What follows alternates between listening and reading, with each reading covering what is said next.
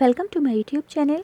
आज मैं आपको क्लास 10th के लिए क्वेश्चन नंबर 5 का 6th पार्ट सॉल्व करना सिखाऊंगी। यहाँ पर भी आपको LHS और RHS को एक दूसरे के इक्वल प्रूफ करना है। तो यहाँ पर लेफ्ट हैंड साइड की वैल्यू यानी कि पूरी ही इक्वेशन रूट के अंदर दी गई है। तो जब कभी भी रूट के अंदर कोई भी इक्वेशन दी गई होती है तो सबसे पहला क्या काम होता है, उस रूट को कैंसिल करना। रूट को कैंसिल भी किए बिना आप कोई भी मेथड अप्लाई नहीं कर सकते और ना ही कोई फार्मूला लगा सकते हैं। तो जब कभी भी किसी भी इक्वेशन के अंदर रूट आए और LHS और RHS एक दूसरे के इक्वल प्रूफ करने के लिए कहा जाएगा तो सबसे पहला क्या काम होगा, रूट को कैंसिल करना। तो रूट को किस तरह से कैंसिल करोगे, रैशनलाइज कर कर। रूट को कैसे कैंसिल किया जाता है, रैशनलाइज करके।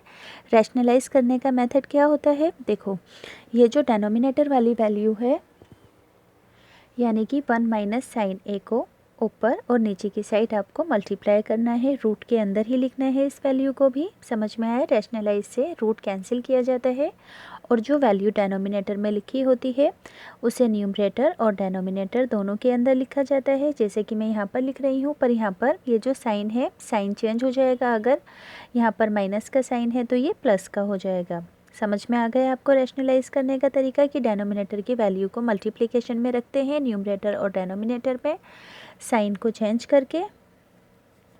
अब देखो यहाँ पर आइडेंटिटी बन गई है।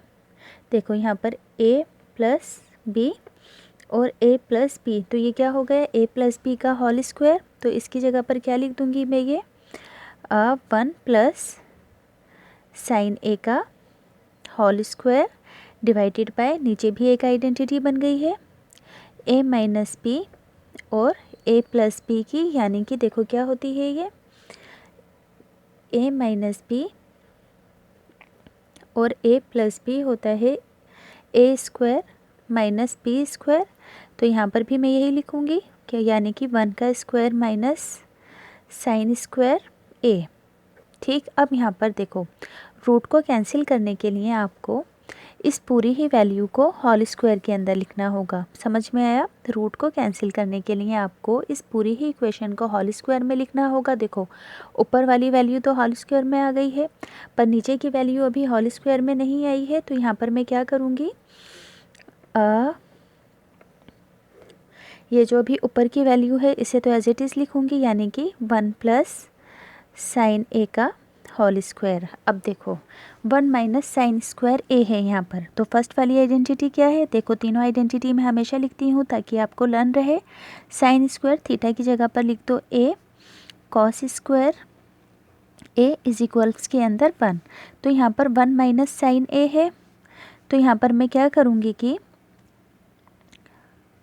कॉस स्क्वायर ए को एज इट इज़ लिखूँगी और 1 माइनस साइन स्क्वायर ए को लेकर आ जाऊंगी आइडेंटिटी के थ्रू। देखो जो भी आइडेंटिटी होती है उसे हमें सिचुएशन के अकॉर्डिंग सेट करना होता है। तो यहाँ पर होल स्क्वायर के अंदर लाने के लिए मैंने क्या किया कि इस वाले साइन स्क्वायर को इधर लेकर माइनस में आ गई ताकि यहाँ पर ये वाली इक्वेशन बैलेंस हो सके।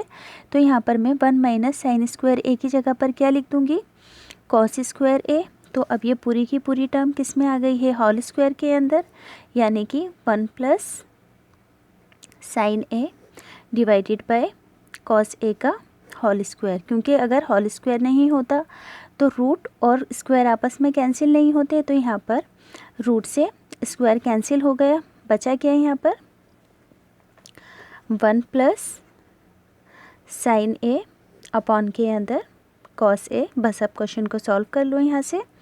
तो देखो यहाँ पर पहले इस कॉस ए को सेपरेट करके लिखो, यानी कि 1 के साथ भी कॉस ए लिखो और साइन के साथ भी कॉस ए को लिखो। अब देखो 1 बाय कॉस ए क्या होता है, सेक ए होता है, और साइन ए और कॉस ए क्या होता है, टेन ए। आपको आइडेंटिटीज़ लर्न होंगी तो आप अपने आप सॉल्व कर पाओगे, क्योंकि यहाँ पर हमें सेक ए और टेन ए ही लेकर आना था। सबसे पहले रूट को कैंसिल किया रैशनलाइज करके, फिर उसका होल स्क्वायर लिया। होल स्क्वायर लेने के बाद मैंने इस कॉस ए को दोनों के साथ सेपरेट करके लिखा। आइडेंटिटीज़ लर्न होने की वजह से मैंने डायरेक्ट ही लिखा क्या कि 1/cos ए होता है sec ए और sin a/cos ए होता है tan ए। तो यहाँ से 6th पार्ट कंप्लीट हो गया है। अगर आपको अच्छे से समझ में आया है तो प्लीज़ चैनल सब्सक्राइब करना और वीडियो को लाइक करना।